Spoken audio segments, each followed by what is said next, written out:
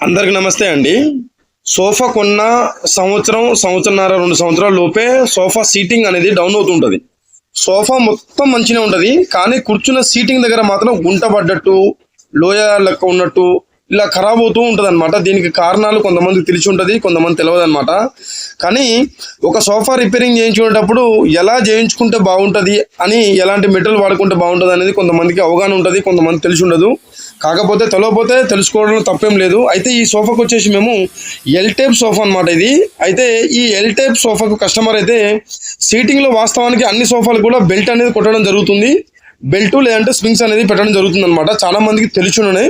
అయితే ఈ సోఫాకి మాత్రం కస్టమర్ వచ్చేసి 18mm ప్లైవుడ్ అనేది వాడమనేది చెప్పడం జరిగిందనమాట. అయితే మనం ఈ సీటింగ్ ఉన్న ఈ బెల్ట్ ప్లేస్లో ఈ 18mm ప్లైవుడ్ అనేది వాడుతున్నాం అనమాట. దీని ద్వారా మనకు ఫోమ్ అనేది తొందరగా ఖరాబ్ అనేది కాదు, అలాగే సీటింగ్ అనేది డౌన్ అనేది కాదనమాట. ఇంట్లో ఎవరైనా పిల్లలు ఉన్నా కానీ ఎగిరి దూకినా కానీ మీకు ఎటువంటి ఇబ్బంది అనేది ఉండదు. చాలా రోజులు కూడా మీకు సోఫాని వాడుకోనికి వస్తుంది. అయితే దీంట్లో ఉన్న ఒకటి ఏంటంటే ప్రాబ్లం కాదు, కొంతమందికి నచ్చొచ్చు, కొంతమందికి నచ్చపోవచ్చు. అదేంటంటే ఈ సీటింగ్లో ప్లైవుడ్ వాడడం వల్ల సీటింగ్ అనేది యాక్షన్ అనేది ఉండదన్నమాట. అంటే యాక్షన్ అనేది అంటే కూర్చున్నప్పుడు మనకు కొద్దిగా ఈ స్ప్రింగ్ యాక్షన్ ఉంటుంది కదా, ఈ స్ప్రింగ్ యాక్షన్ అనేది ఉండకపోవచ్చు. కొంతమందికి కంఫర్ట్గా అనిపించవచ్చు, కొంతమందికి కంఫర్ట్గా అనిపించకపోవచ్చు అనమాట. ఎందుకంటే బెల్ట్కు ఈ ప్లైవుడ్కు ఉన్న అదే తేడా. కాకపోతే ఏంటంటే ఈ సోఫాలకు ప్లైవుడ్ వేయడం వల్ల సీటింగ్ అనేది తొందరగా డౌన్ కాదనమాట. దాదాపు మీరు ఎక్కలేదన్నా 4 నుంచి 5 సంవత్సరాలు వాడుకోవచ్చు.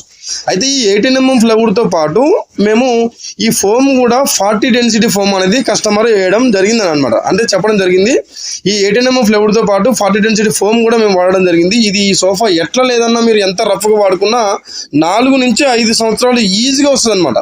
దాని తర్వాత కూడా ప్లైవుడ్ అనేది ఖరాబ్ కాదు. ఓన్లీ పైన ఉన్న ఫోమ్ ఒకవేళ ఖరాబ్ అయితే ఫోమ్ ఒక్కటి మార్చుకుంటే సరిపోతుంది. ప్లైవుడ్ అనేది ఎటువంటి ఖరాబ్ ఉన్నది కాదనమాట. చూశారు కదా, రిపేరింగ్ కంటే ముందు రిపేరింగ్ తర్వాత సోఫా అనేది ఇలా ఉందన్నమాట. నేను చెప్పినట్టే మీరు చేయించుకోమని కాదు, మీ బడ్జెట్ తగ్గట్టు, మీ సోఫా తగ్గట్టు మీరు వర్క్ అనేది చేయించుకోండి.